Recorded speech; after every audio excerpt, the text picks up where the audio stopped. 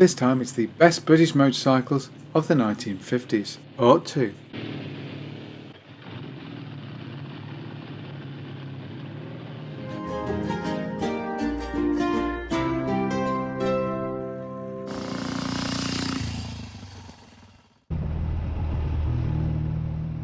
The 1950s was the golden era for the British motorcycle industry. Sales boomed in the early part of the decade, although sales of all motorcycles would go into decline towards the end of the decade, and in fact would never recover.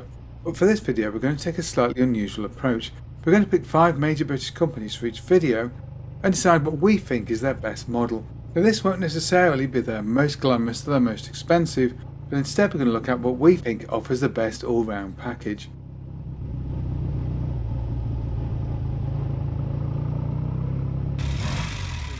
The Douglas Dragonfly.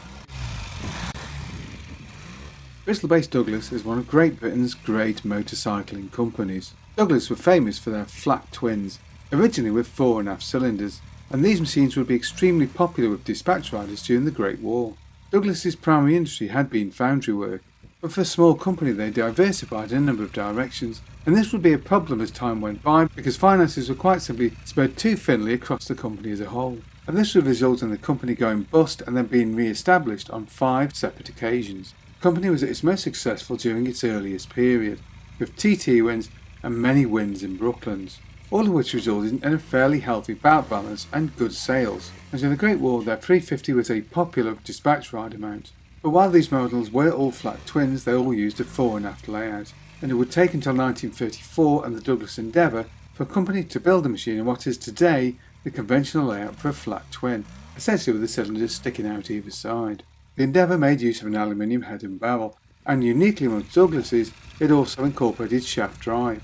But the Endeavour did not survive into the post-war period. Instead it was replaced by the new T35.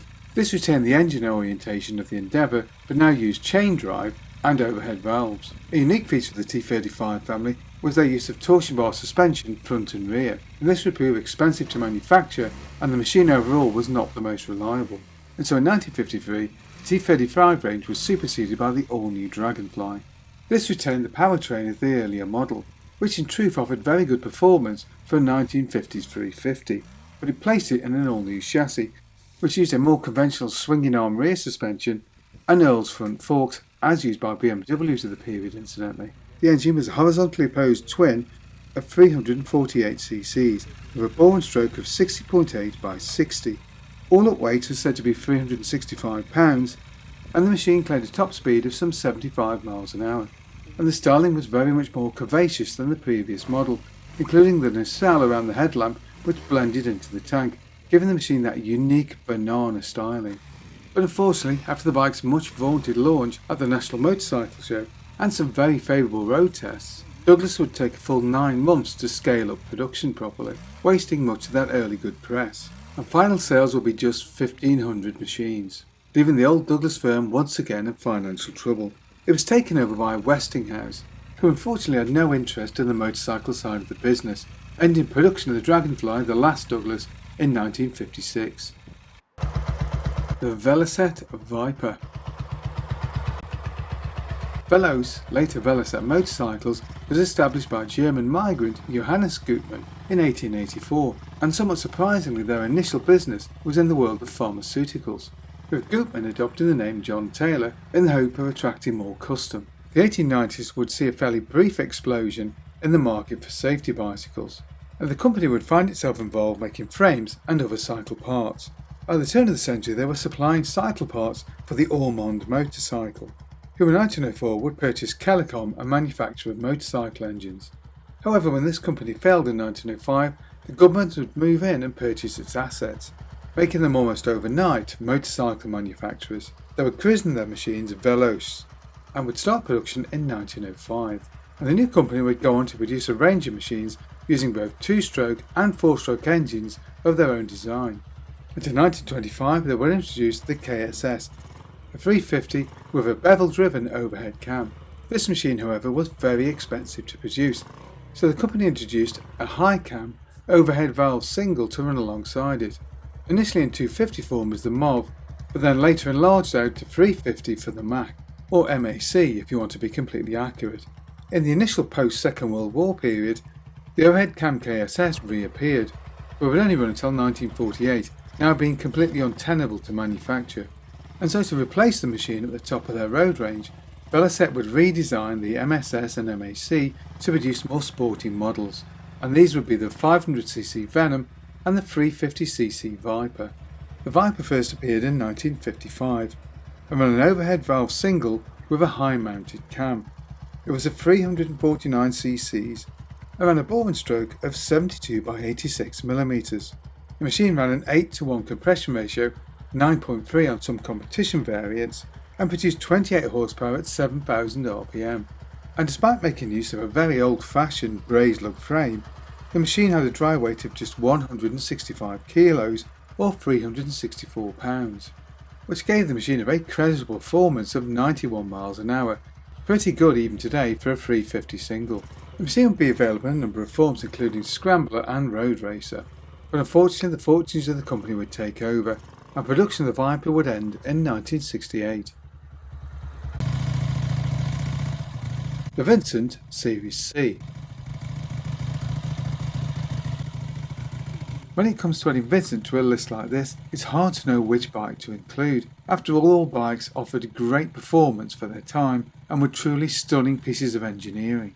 The HRD part of the name comes from Howard Raymond Davis, the only man to date to win the TT on the bike of his own manufacture.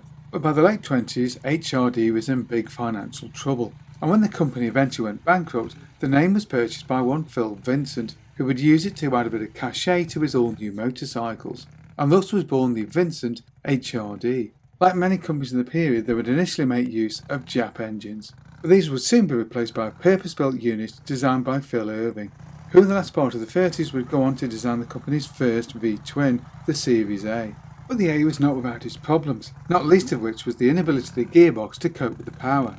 So Irving would make use of the war years to completely redesign the engine, producing the Series B, which shared virtually nothing with the Series A except its bore and stroke. The engine was an all-new, all-aluminium affair, as was the transmission of HRD's own design. The frame incorporated the engine as a stressed member, and at the front, somewhat unusually for the 1950s, the machine had girder forks, and there was a neat swinging arm suspension system at the rear, a carryover from the Series A.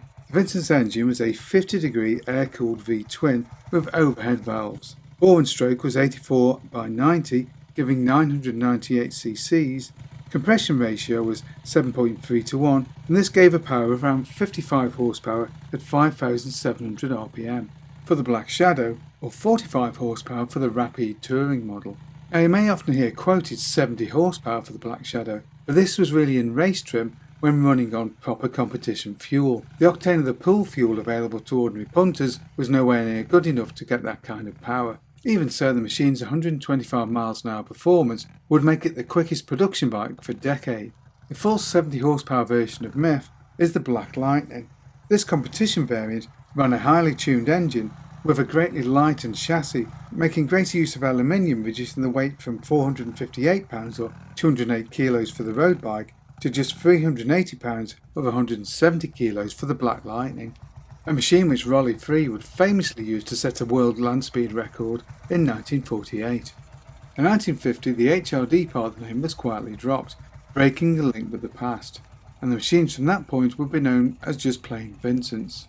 In 1953, the company began work on the Series D, but even by this point the company was in financial difficulty. Selling a high-class expensive machine in an era of austerity was always going to be a difficult sell. So to help stimulate sales, Vincent decided to innovate, and while the new machine would feature improvements to both the engine and the chassis, it was the look of the bike that caught everybody's attention, with the new range-topping Vincent Black Prince, with its fully enclosed bodywork. But unfortunately, while that bodywork did provide excellent protection for the rider, it was simply not popular, and sales of the new machine were indeed very poor. And while Vincent would sell the machine reluctantly with the bodywork removed, the impact of the lost sales was something for which the company simply could not recover, and would go into liquidation in 1955. The Royal Enfield Bullet. Yes, in stark contrast to the fabulous Vincent, we give you the relatively humble Royal Enfield Bullet. Now the first Bullet had appeared in the mid-30s, and made use of stylish sloper engines from 250 to 500 cc's. But it's the post-war machines with their upright cylinders and swinging arm rear suspension that everybody thinks about when they hear the name Royal Enfield Bullet. And while indeed Royal Enfield did make more glamorous models during the 1950s, you have to include the Bullet simply because of its longevity. It was a machine that just went on forever. The engine is similar to that used by the WD-350, of which 30,000 were produced during the Second World War. The power unit was a single-cylinder, overhead valve 4-stroke with a bore stroke of 70 by 90. Capacity was then 346 cc's and there was 18 horsepower off a 6.2 compression ratio. And the gearbox was a 4-speed Albion unit with that very useful neutral finder. The engine followed traditional Royal Enfield design philosophy and incorporated an oil tank cast into the crankcase. Typical of the capacitor of the era, the 350 would be very popular and was a big seller for Royal Enfield in the 1950s. And the exploits of team riders such as Johnny Britton in major trials events made a great way to further boost sales, with the trials model being regarded as the best heavyweight trials machine of the 1950s, a fact which would come to the attention of the Indian Army, who ordered the bikes for use on the India-Pakistan border. And indeed so popular were these machines that they decided to establish a factory to produce the 1955 model in Madras, now known as Chennai. Meanwhile, the parent company in Redditch would continue to produce the Bullet through until 1962 in its original form, being replaced by a new unit construction version of the Bullet, based on the company's unit construction lightweight 250 models. But production of the unit construction Bullet didn't last long, the machine simply didn't sell very well at all. And indeed the Redditch plant itself would fare little better, only lasting until 1970. However, the factory in India would continue production of the Bullet, and from it Royal Enfield will continue to become the global success that they are today.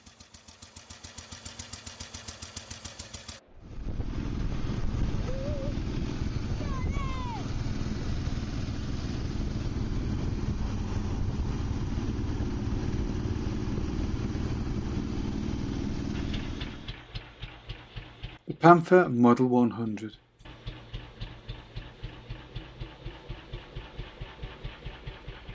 There could be no more anachronistic British motorcycle than Panther.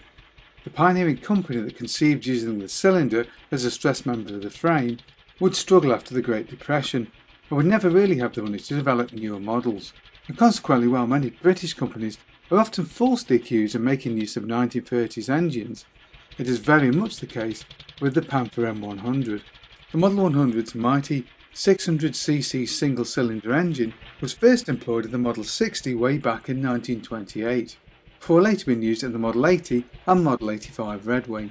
The first versions of the engine ran a lowly 5.4 compression ratio, although this would be increased to 7:1 for the more sporty models. The Model 100 itself was launched in 1932 and used a P&M 4-speed gearbox. In 1933 this was replaced by a Sterny Archer unit, before being replaced yet again in 1934 with a more solid Berman designed unit, which incorporated a foot gear change. 1935 would see the definitive M100, with its deeply thinned sump and improved lubrication. This used an oil casing cast integrally into the front of the engine. There was now a 6.5:1 compression ratio and an 87 by 100 bore and stroke, to give us 598 cc's, and it was one of these models that was used by Florence Blenkiron and Teresa Wallach to undertake a journey from London to Cape Town in 1935. The machine used was fitted with a trailer but also a sidecar, a device which would become synonymous with Panther's motorcycles. During the Second World War, production of all Panther's motorcycles would cease, but it would resume again in 1946, with essentially the pre-war model but now fitted with a Lucas magneto. Further improvements would arrive in 1947 with the adoption of the Doughty automatic front forks, but it would take the company until 1957 to introduce a swinging arm suspension system, and then in 1959 the model was joined by the M120 with its 650cc engine. But while the new engine offered both more power and torque, 27 horsepower at 4,500 rpm, it's not generally regarded as sweet or as reliable as the early machine. But by this point the machines were hopelessly outdated, and Model 100 production would stop in 1963, and the 120 would last just 3 more years.